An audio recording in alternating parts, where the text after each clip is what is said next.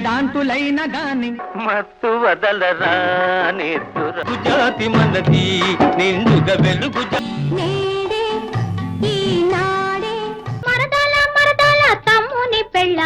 Hi friends, welcome to EVC మస్తీ.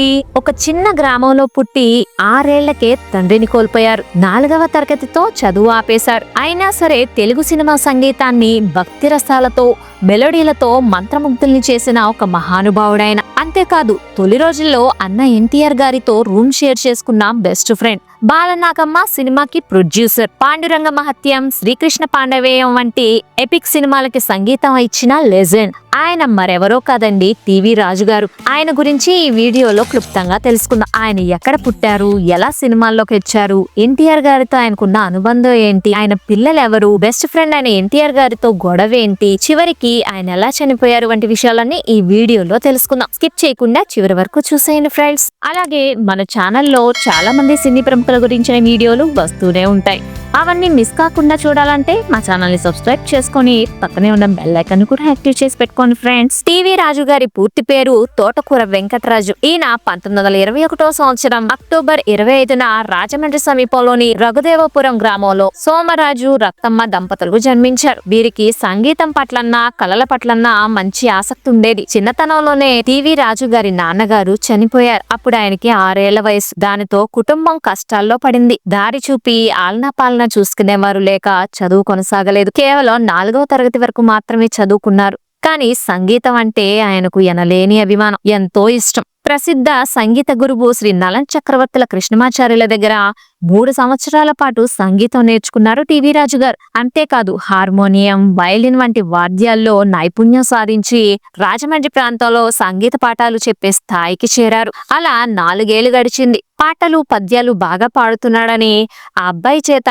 నాటకాల వాళ్ళు వేషాలు వేయించారు. 13 ఏళ్ల వయసులో రంగస్థలం మీద తొలిసారిగా హరిశ్చంద్ర నాటకంలో లోహితాస్తి వేషం వేశారాయన. ఆ వేషంతో రంగస్థల అనుభవం ఆరంభమైంది. నిదానంగా ఇక అక్కడి నుంచి కనకసేనుడు, నారదుడు, కృష్ణుడు వంటి పాత్రలు ధరిస్తూ వన్స్ మోర్ అనిపించుకుంటూ నాటక రంగంలో కొనసాగుతూ వచ్చారు. మాస్టర్ వెంకటరాజు అనే పేరుతో నాటకాల్లో పిలిచేవారు ఆయన అందరూ. టీవీ రాజు సినిమా జీవితం 1946లో మొదలైందని చెప్పొచ్చు. శోభనాచల స్టూడియోస్ లో హార్మోనిస్ట్ పోస్ట్ ఖాళీగా ఉందని ఆ స్టూడియోలో పనిచేసే రమాజోషి గారు టీవీ రాజుకు కబురు చేశారు. అయితే ఆయన మద్రాసు చేరుకునే లోపే ఆ పోస్ట్ లో వేరే వాళ్ళు జాయిన్ అయిపోయారు. అలా మద్రాసు వెళ్లిన ఆయన ఏదోలా ప్రయత్నాలు చేసి ఎలాగోలా చిన్న చిన్న అవకాశాలను అందుకున్నారు. ఆ తర్వాత సంగీత దర్శకుడు నాలం నాగేశ్వరరావు దగ్గర అసిస్టెంట్ గా చేరి చంద్రవంక చిత్రానికి పనిచేశారు.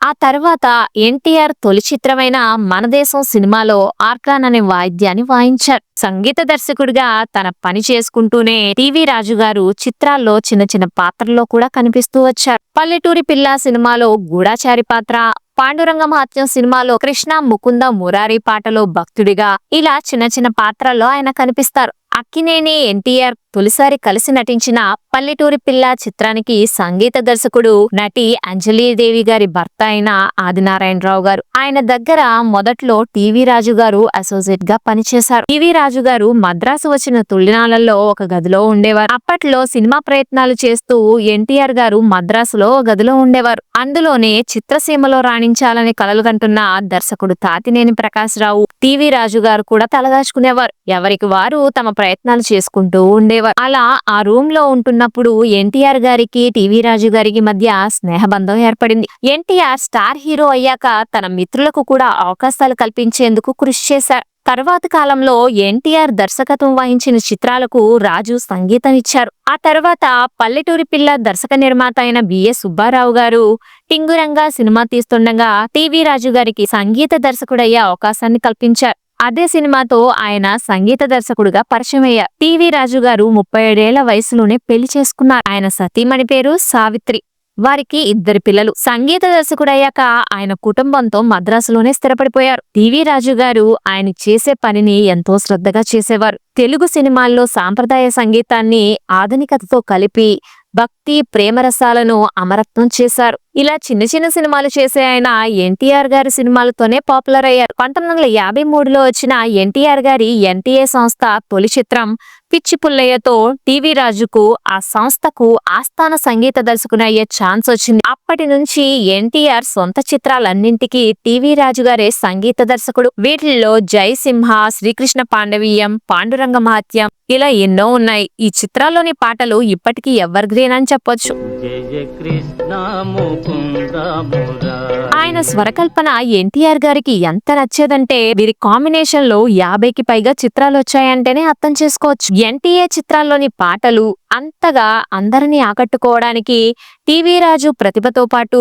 ఎన్టీ రామారావు గారి తమ్ముడైన త్రివిక్రమరావు గారు కూడా ఓ కారణం అని చెప్పొచ్చు. త్రివిక్రమరావు గారికి సంగీతంలో కొంత పరిజ్ఞానం ఉండేది. దాంతో టీవీ రాజు గారి దగ్గర నుంచి మంచి మంచి పాటలను రాబట్టేవారు త్రివిక్రమరావు గారు. కెరీర్ ప్రారంభంలో ఎన్టీఆర్ గారు రోజుకి 2-3 షిఫ్ట్స్ పనిచేసేవారు. ఆయన ఇంటికి వచ్చి భోజనం చేసేసరికి రాత్రి 10 అయ్యేది. ఆ సమయంలో కూడా ఆయన ఎన్ఏటి ఆఫీస్కెళ్లి మ్యూజిక్ సిట్టింగ్స్ లో పాల్గొనేవారు. అప్పటి వరకు కంపోజ్ చేసిన పాటలు టీవీ రాజు గారు ఎన్టీఆర్ గారికి వినిపించేవారు. అవి విని ఎన్టీఆర్ గారు మార్పులు చేర్పులు ఉంటే చేసి వెళ్లేవారు. అప్పటికి రాత్రి 11 దాటేసేది. నిద్రపోయే ముందు టీ తాగడం అలవాటు నందమూరి బ్రదర్స్ కి. అందుకని ఎన్టీఆర్ గారు, త్రివిక్రమరావు గారు, టీవీ రాజు గారు, పుండరీకాక్షయ్య గారు, డివిఎస్ రాజు ఇలా వీళ్ళందరూ మద్రాస్ రోడ్ లో ట్రిపుల్ కేన్ వెళ్లి టీ తాగి ఇళ్లకు వెళ్లేవారు. ఇలా సాఫీగా సినిమాలు చేసుకుంటున్న టీవీ రాజు గారికి ఓ అనుకోని సంఘటన ఎదురైంది. అక్కినేని హీరోగా దొంగరాముడు చిత్రానికి మొదట టీవీ రాజును సంగీత దర్శకుడుగా ఎన్నుకున్నారు. ఆ సినిమా దర్శకుడు కేవీ రెడ్డి.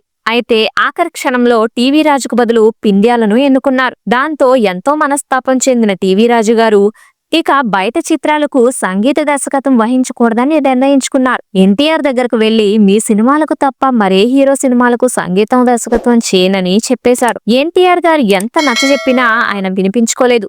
అలా కేవలం ఎన్టీఆర్ సినిమాలకే సంగీతం అందిస్తూ ఆయన రికమెండేషన్ మీద ఆయన సన్నిహిత మిత్రులు డివిఎస్ రాజు, అట్నూరి పుండరీకాక్షయ్య లాంటి వాళ్ళు నిర్మించిన చిత్రాలకు మాత్రమే టీవీ రాజు గారు సంగీత దర్శకత్వం వహిస్తూ వచ్చారు. అలా శ్రీకృష్ణమాయ, కాంబోజీరాజు కథ, సప్తస్వరాలు, చదరంగం వంటి 50కి పైగా సినిమాల్లో ఆయన పనిచేశారు. ప్రతి సినిమాలో ఆయన స్వరపరిచిన ప్రతి పాట హిట్ అయింది.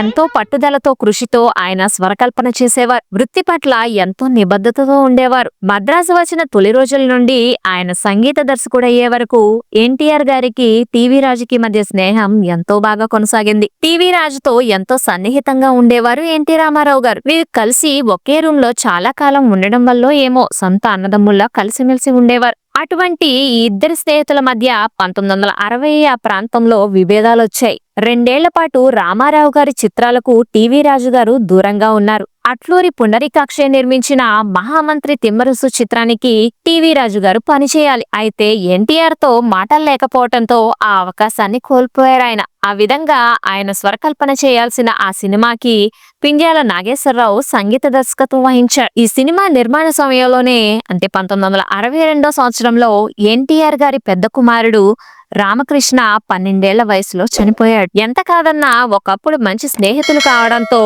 ఎన్టీఆర్ ఇంటికి వెళ్లారు టీవీ రాజు. చాలాసేపు ఎన్టీఆర్ పక్కనే కూర్చొనున్నారు. ఈ ఘటన జరిగిన తర్వాత నుంచి వారు మళ్లీ పాత స్నేహితుల్లా కలిసిమెలిసి ఉన్నారు. ఇక అక్కడి నుంచి ఎన్టీఆర్ గారి సినిమాలు అనేకం ఆయన చేస్తూ వచ్చారు. 1965లో పిచ్చి పుల్లయ్య, 66లో తోడు దొంగలు, 67లో చిక్కడు దొరకడు, అదే సంవత్సరం నిండు మనసులు, శ్రీకృష్ణ అవతారం ఇలా అనేక సినిమాలు చేస్తూ వచ్చారు. ఇక రాజుగారు సాధించిన ముఖ్యమైన విజయాలలో చెప్పుకోదగ్గది ప్రఖ్యాత బాలీవుడ్ గాయకుడు మహమ్మద్ రఫీని 1969 సంవత్సరంలో విడుదలైన భలే తమ్ముడు సినిమా కోసం పాడటానికి తీసుకురావడం. ఇది మన తెలుగు చిత్ర పరిశ్రమలో అతని క్రేజ్ ని మరింత పెరిగేలా చేసింది. చిన్న వయసులోనే టీవీ రాజు గారు మధుమేహ వ్యాధి బారిన పడ్డారు. అక్కడి నుంచి ఆయన ఆరోగ్యం బాగా దెబ్బతింది. చివరికి తన 55వ ఏట 1973 సంవత్సరంలో ఫిబ్రవరి 20న గుండెపోటుతో ఆయన కన్నుమూశారు. ఆయన మరణం తెలుగు సంగీత ప్రపంచానికి తీరని నష్టం. టీవీ రాజు గారు కన్నుమూసే నాటికి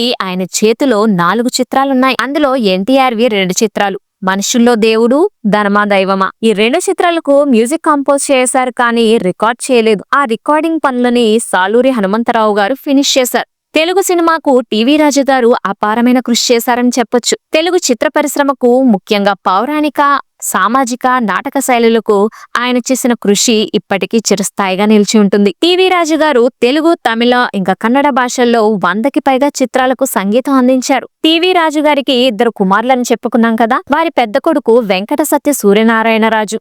ఈయన గిటారిస్ట్ అవ్వగా చిన్న కుమారుడు తోటకూర సోమరాజు తెలుగు సినిమాల్లో సంగీత దర్శకుడుగా కీర్తిని సాధించారు. ఆయన రాజ్కోటి ద్వయంలో రాజుగా ప్రసిద్ధి చెందారు. టీవీ రాజు గారు ఏమీ లేని స్థితి నుండి ఎంతో ఎత్తుకు ఎదిగారు. మొదట్లో ఎన్నో ఆర్థిక ఇబ్బందులు ఎదుర్కొన్న తెలుగు చిత్ర పరిశ్రమలో తనకంటూ ఒక పేరు సంపాదించుకున్నారు. దేనికి నిరాశ చెందకుండా జీవితాన్ని క్రమబద్ధంగా కొనసాగించిన టీవీ రాజు గారు ఈ తరం వారికే కాదు, తరతరాలకు స్ఫూర్తిదాయకం. టీవీ రాజు గారు స్వరపరిచిన పాటల్లో మీకు ఏ పాట బాగా ఇష్టమో కామెంట్స్ లో కామెంట్ చేయండి. అలాగే ఈ వీడియో మీద మీ అభిప్రాయాన్ని కూడా కామెంట్స్ లో తెలపండి. వీడియో నచ్చినట్లయితే మర్చిపోకుండా లైక్ చేసి, షేర్ చేసి, సబ్స్క్రైబ్ చేయండి friends. Thanks for watching friends. జై హింద్.